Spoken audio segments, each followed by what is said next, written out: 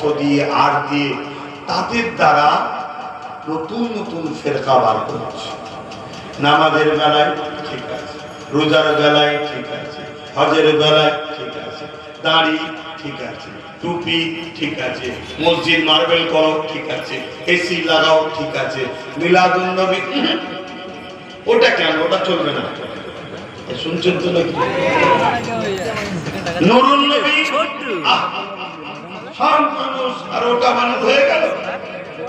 এই যে শুধু হুজুর থেকে সরা, শুধু হুজুর থেকে সরা, তারই একটা নমুনা হলো এই সব করে পড়ে আজ প্রকাশ্য উত্তরপ্রদেশে আমি রসুলকে ভালোবাসি এই কথাটা লিখার দরুন বা কমেন্ট করার দরুন উত্তরপ্রদেশে তাকে বন্দী করা হচ্ছে, তার নামে কেস হচ্ছে। শুনছেন তো?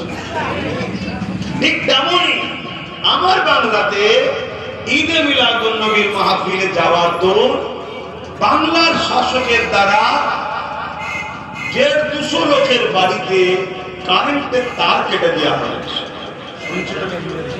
আমি আবার বললাম পক্ষে বিপক্ষে লোক থাকবে, যদি বিশ্বাস রাখে বিশ্বাস করতে হবে, অনেক কেটে পড়ুন না, বেকার ফালতু সময় গেলাম। আমি কাউকে জোর করে আমার লোক নয়।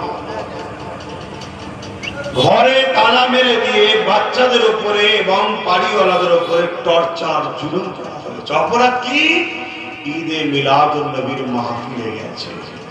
তাহলে বলুন, এরা ধর্মের লেবাসে মুসলিম সেজে বা রাজ ক্ষমতার জোরে আমার হুজুরের দিনকে মিটাতে চাইছে নাকি না?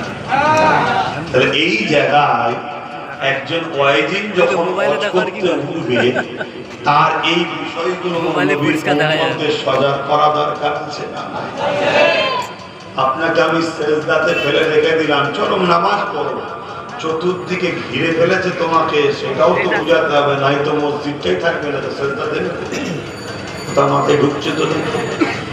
এজন্য আমি যখন এই কথাগুলো বলি তখন আমার উপরে এই প্রকাশ্য ইসলামের দুশমন আর মুনাফিক বক্তাগুলো আমার বিরুদ্ধে বলে সমাজে আমার ভালোবাসার মানুষ যাতে আমার থেকে সরে যায়, আমি যাতে শক্তিশালী না হয়ে যায়, আমি যাতে ক্ষমতাশালী না হয়ে যায়।